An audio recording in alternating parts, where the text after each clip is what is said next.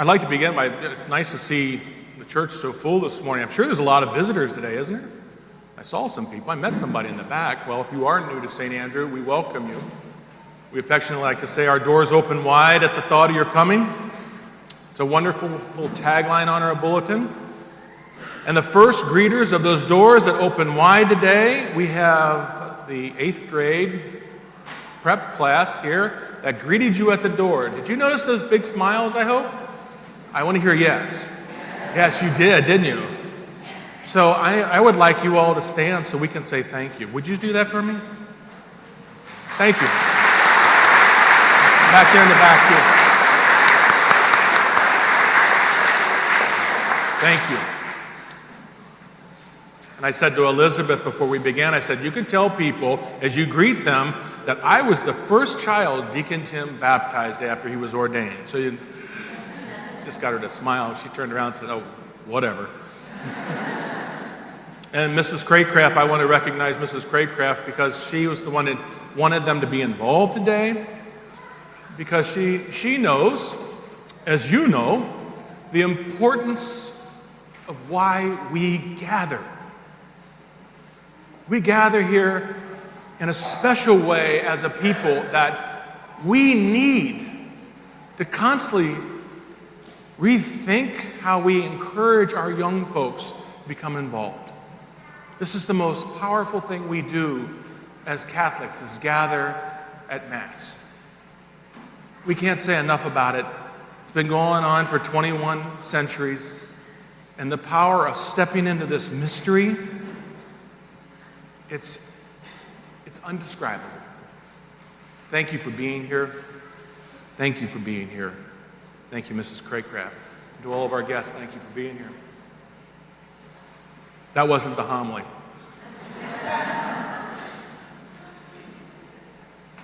St. Irenaeus, he was a saint of the 2nd century. He has this great quote, and he said this: "The glory of God is the human being fully alive." I love that quote. The glory of God is the human being fully alive. In other words, living to your fullest capacity as God intends you to live. The glory of God is the human being fully alive. Now, what does that mean? Well, it doesn't mean that I'm fully alive because I'm an expert golfer, and I am not. My brother was the athlete in our family. I am not an athlete. Does that mean that I'm fully alive, that I can specialize in something? No. To be fully alive is to live with the things that are so innate within us that bring out that glory of God. What's innate within us? Well, we got quite the contrast in the scriptures today. The first reading talks about the things we should not do, so that the second reading will stand out more prominently to us. Come on down, I could be the usher too. I think your seat's right here.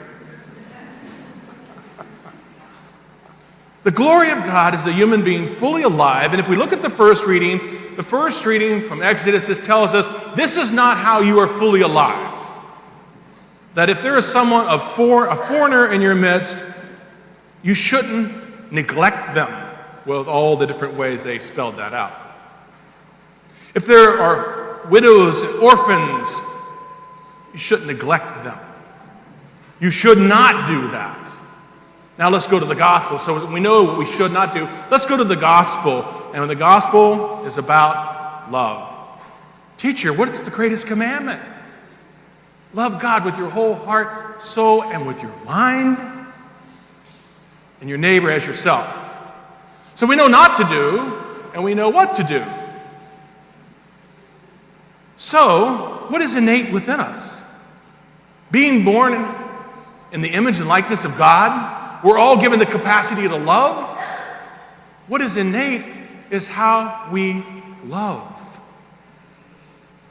Not that love, that affection where two people see each other and that spark becomes between them and they start to hold hands and the young man carries the girl's books and they start developing this wonderful love.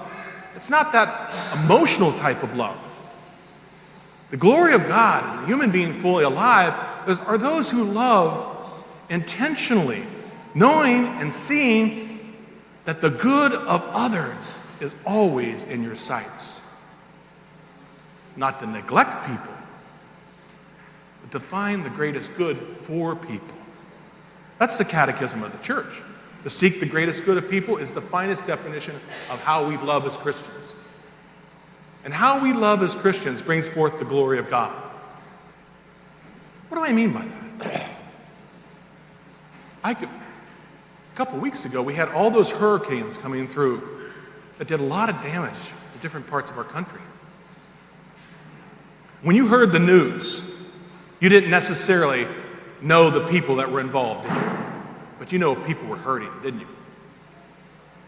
And the USCCB said, all the Catholic churches in the United States, we're going to take up a collection because we need to promote a good for those who've been devastated by this natural disaster. So we opened up our wallets. And hopefully we opened up our hearts and we prayed for those people, did we not? I hope so. So the glory of God is us being fully alive and understanding that someone is in need. And it's my capacity to love to seek the greater good of those in need, whether I know them or not. There was a missionary priest here some years ago from Uganda, and his name was Father Simon. He's a great guy, and he actually is here in Cincinnati right now. He's on a 2-year sabbatical from his home parish. He's acting as a priest here in this parish, a diocesan priest in this parish, and the money that he has given in his stipend is going back to his home parish. He's just a great guy. He's just a good priest. But he, about 5 years ago, preached about the needs of his people, and our community just hugely reached out and gave and helped him with rebuilding his church and so on and so forth. But there was one family in this church, that it touched them so deeply that they went sort of like the extra mile. And this could have been anybody, but it was this particular family that happened to have the good fortune to have dinner with Father Simon. And he talked about the 8th grade kids who in his parish don't really have shoes, soccer balls, the things that we sort of take for granted. He talked about the simplest medical supplies that were in shortage, like an alcohol wipe, just to clean a wound. He talked about the needs on an intimate level with a family that sparks something within them to spread this word. And soon in this family's garage, 60 pair of Nikes showed up. And you know, Nikes are pretty expensive, aren't they? Like $200 a pop. To replace them, that's like $12,000. 60 pair. And a pallet full of soccer balls and medical supplies and a whole host of other things that we would almost trivialize that they needed, including some money. And all of that was sent to Connecticut, packed in a huge container. 9 months later, ended up in Uganda, where kids now play with soccer balls. And 60 kids have the good fortune of having shoes on their feet so they can play soccer. This family did not know those people. But because seeking the greater good, the glory of God was fully alive in them.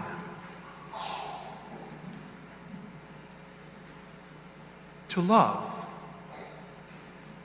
To love as God intends us to love